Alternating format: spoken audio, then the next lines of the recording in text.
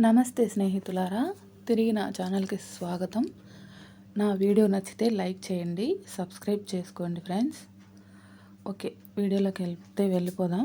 నేనేం చెప్పాలనుకుంటున్నానంటే మా అమ్మ గురించి చెప్పాలనుకుంటున్నాను ఫ్రెండ్స్. మా అమ్మ ఎలా పెరిగింది, ఎలా మమ్మల్ని పెంచింది. మేము నలుగురం ఆడపిల్లలం. మాకు తమ్ముడు అన్న అట్లా ఎవ్వరు లేరు. మా అమ్మ గురించి చెప్పాలని నేను అనుకుంటున్నాను. మీరు చెప్పండి అంటే ఇంకా స్టార్ట్ చేస్తాను. ఇప్పుడు ఎన్ని కష్టాలు ఎదురైందో అన్నీ చెప్పాలని నేను అనుకుంటున్నాను. మీరు కూడా లైక్ చేసి కామెంట్ చేసి చెప్తే నెక్స్ట్ వీడియో నుంచి స్టార్ట్ చేస్తాను ఫ్రెండ్స్. మా అమ్మ కష్టాలు ఎట్లా పడిందంటే అట్లా పడింది, కానీ మమ్మల్ని బాగా పెంచింది ఫ్రెండ్స్.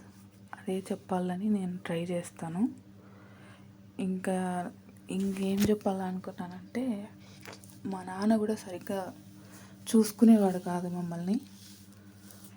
అలాంటి పరిస్థితుల్లోనే మా అమ్మ చిన్నప్పటి నుంచి మా నలుగురిని ఆడపిల్లలని కలిపి పెంచింది, పెద్ద చేసింది, మాకు మంచి బుద్ధులు నేర్పించింది. అవన్నీ మీతో షేర్ చేసుకోవాలనుకుంటున్నాను.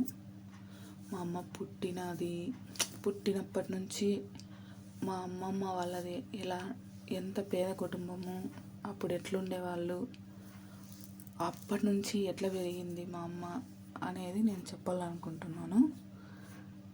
మీరు లైక్ చేసి కామెంట్ చేయండి ఫ్రెండ్స్. మీ సపోర్ట్ నాకు వస్తుంది, ఇంకా చెప్పడానికి నాకు మంచిగా చెప్పగలుగుతాను. ఇంకా ఏం చెప్పాలనుకున్నానంటే ఓకే ఫ్రెండ్స్, ఇంకా అదే మా అమ్మ గురించే నాకు చెప్పాలని ఎప్పటి నుంచో ఉంది ఫ్రెండ్స్. మా అమ్మ మమ్మల్ని చాలా బాగా పెంచింది.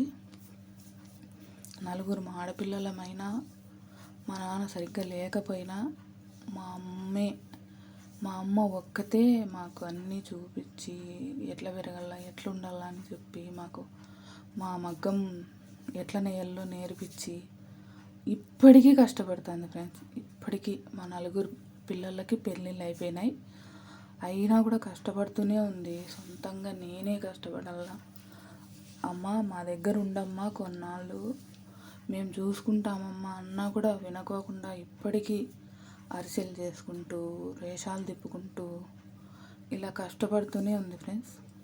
ఇదంతా మొదటి నుంచి చెప్పాలని నేను అనుకుంటున్నాను. అది మీరు ఓకే చెప్తే అంటే లైక్ చేసి నాకు చెప్పండి ఫ్రెండ్స్, చెప్పాలని. ఓకే, ఇప్పుడు ఏమన్నా చెప్పాలనుకున్నానంటే అదే మా అమ్మ అదైతే చెప్తాను friends. Okay, bye. Like, subscribe.